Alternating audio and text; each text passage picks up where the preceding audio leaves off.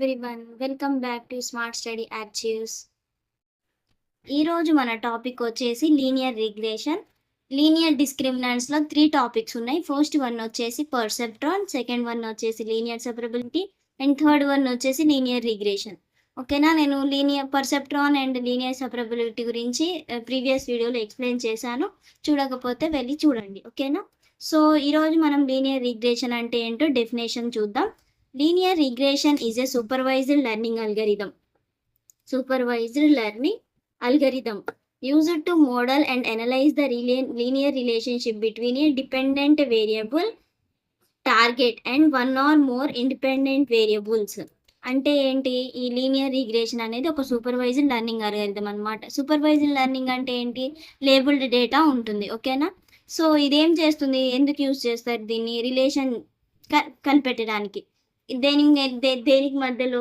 Dependent వేరియబుల్కి independent వేరియబుల్కి మధ్యలో అనమాట. So ఇక్కడ డిపెండెంట్ వేరియబుల్ ఇండిపెండెంట్ వేరియబుల్ అంటే ఏంటి? ఫర్ ఎగ్జాంపుల్ చెప్పాలంటే ఇప్పుడు మన దగ్గర ఏముంటాయి? ఇక్కడ గ్రాఫ్ చూస్తే ఎక్స్ అండ్ వై ఉంది. ఇండిపెండెంట్ వేరియబుల్ అని దేన్ని అంటాం? ఒక ఫర్ ఎగ్జాంపుల్గా తీసుకోవాలంటే ఇప్పుడు మనం ఐస్ క్రీమ్స్ ఉన్నాయి, ఐస్ క్రీమ్ సేల్స్ ఉన్నాయి. అది ఎప్పుడు బాగా జరుగుతాయి? టెంపరేచర్ ఎక్కువగా ఉన్నప్పుడు చాలామంది తీసుకుంటారన్నమాట ఐస్ క్రీమ్స్ని. ఒకవేళ తక్కువ ఉంటే టెంపరేచర్ సేల్స్ అనేది కూడా ఐస్ క్రీమ్ సేల్స్ అనేది కూడా తగ్గిపోతుంది. సో ఇక్కడ టెంపరేచర్ అనేది ఇండిపెండెంట్ వేరియబుల్ అనమాట. ఎక్స్ ఇండిపెండెంట్ వేరియబుల్ ఏంటి? ఐస్ క్రీమ్స్ అనమాట. టెంపరేచర్ని బట్టి అవి మారిపోతూ ఉంటాయి. టెంపరేచర్ మీద డిపెండెంట్ అయి ఉన్నాయి కాబట్టి అదేమవుతుంది? ఇండిపెండెంట్ వేరియబుల్ అవుతుంది వై. ఈ లీనియర్ రిగ్రెషన్ ఏం చేస్తుంది? వాటి మధ్య రిలేషన్ని కనుక్కుంటుంది. దాన్ని మనం ఏమంటాం? లీనియర్ రిగ్రెషన్ అని అంటాం. సో డెఫినేషన్ యొక్క మీనింగ్ అది. ఐస్ క్రీమ్ యొక్క ఎగ్జాంపుల్ మీరు గుర్తుపెట్టుకోండి, మీకు ఈ డెఫినేషన్ కూడా ఈజీగా వచ్చేస్తుంది. సో నెక్స్ట్ ఏంటి? It is a statistical method used to make prediction for continuous real are numerical variable such as sales, salary, age or product price. ఇప్పుడు నేను ఎగ్జాంపుల్ చెప్పాను కదా ఒకటి, అలాగే ఇవి కూడా ఇది ఒక స్టాటిస్టికల్ మెథడ్ అనమాట. ఈ లీనియర్ రిగ్రెషన్కి మనం ఇంకా ఎగ్జాంపుల్స్ ఏం చేసుకోవచ్చు? Sales, salary, age, product price. So ఇది లీనియర్ రిగ్రెషన్ యొక్క డెఫినేషన్ అనమాట. ఇందులో మనకి టైప్స్ కూడా ఉన్నాయి. 2 టైప్స్ ఉంటాయి. చూద్దాం టైప్స్ ఆఫ్ లీనియర్ రిగ్రెషన్. ఇక్కడ ఏంటి? Simple linear regression. Simple linear regression అంటే ఏంటి? If a single independent variable is used to predict the value of A numerical dependent variable. Single independent variable is used to predict the value of a numerical dependent variable, then such a linear regression algorithm is called as a simple linear regression. అంటే ఏంటి? నేను చెప్పాను కదా independent variable అంటే ఏంటి, independent variable అంటే ఏంటో. So ఇక్కడ ఇక్కడ సింపుల్ లీనియర్లో ఏం చేస్తాం? ఒక్క ఇండిపెండెంట్ వేరియబుల్ మాత్రమే యూజ్ చేస్తాం. ఇండిపెండెంట్ వేరియబుల్ అంటే ఒక టెంపరేచర్ని మాత్రమే ఇన్పుట్గా తీసుకుంటాం అనమాట. ఇక్కడ వేరే ఏం ఇన్పుట్ తీసుకోము. దాన్ని మనం ఏమంటాం? సింపుల్ లీనియర్ రిగ్రెషన్ అని అంటాం. సో నెక్స్ట్ వన్ వచ్చేసి multiple linear regression. Multiple linear regression అంటే ఏంటి?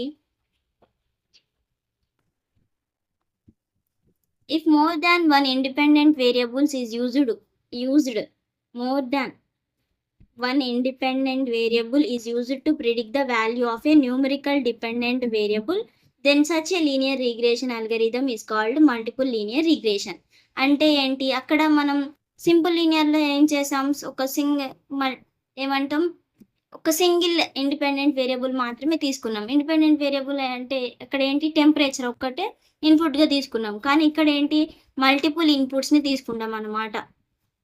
అంటే ఫర్ ఎగ్జాంపుల్ చెప్పాలంటే ఒక హౌస్ని మనం తీసుకోవాలనుకోండి. అక్కడ ఏం చూస్తాం? దాని ఏరియా చూస్తాం, ప్రైస్ చూస్తాం, ఇంకా డిఫరెంట్గా చూస్తూ ఉంటాం కదా. అలా ఇక్కడ ఏమున్నాయి? 2 ఇన్పుట్స్ ఉన్నాయి హౌస్కి, ఇంకా మల్టిపుల్ కూడా ఉండొచ్చు కదా. అలా దాన్ని మనం ఏమంటాం? మల్టిపుల్ లీనియర్ రిగ్రెషన్ అని అంటాం. సరేనా? సో నెక్స్ట్ వన్ వచ్చేసి లీనియర్ రిగ్రెషన్ లైన్. ఇది ఇంపార్టెంట్, ఎగ్జామ్లో పక్కా రాయండి. సో దీని మీనింగ్ ఏంటో చూద్దాం. A linear line showing the relationship between the dependent and independent variable is called regression line. దీని మీనింగ్ ఏంటో మనకి ఇందులో 2 టైప్స్ ఉన్నాయి. అవి చెప్తూ ఈ లీనియర్ రిగ్రెషన్ లైన్ అంటే ఏంటో చూద్దాం. సరేనా? సో ఫస్ట్ వన్ వచ్చేసి positive linear relationship. Positive linear relationship అంటే ఏంటి? If the dependent variable increases on the y axis and the independent variable increases on x axis, then such a relationship is termed as a positive linear relationship. ఇదేంటి? Dependent variable కదా, ఇది independent variable. ఇక్కడ ఏమవుతుంది? Straight line పెరుగుతూ పోతుంది.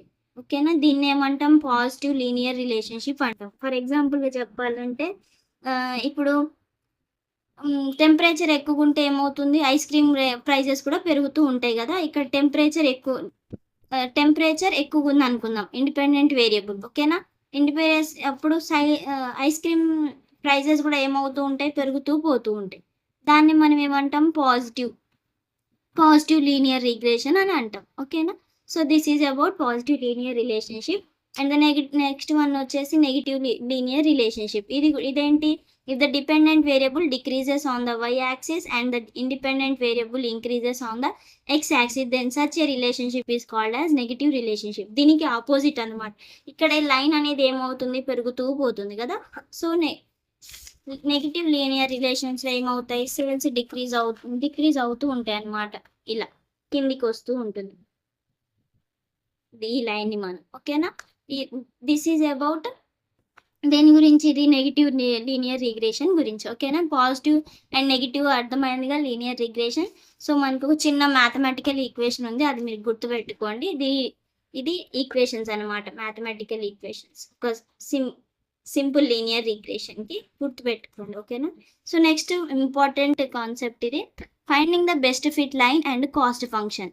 When working with linear regression, the main goal is to find the best fit line, so that error between the predicted values and the actual values is minimized.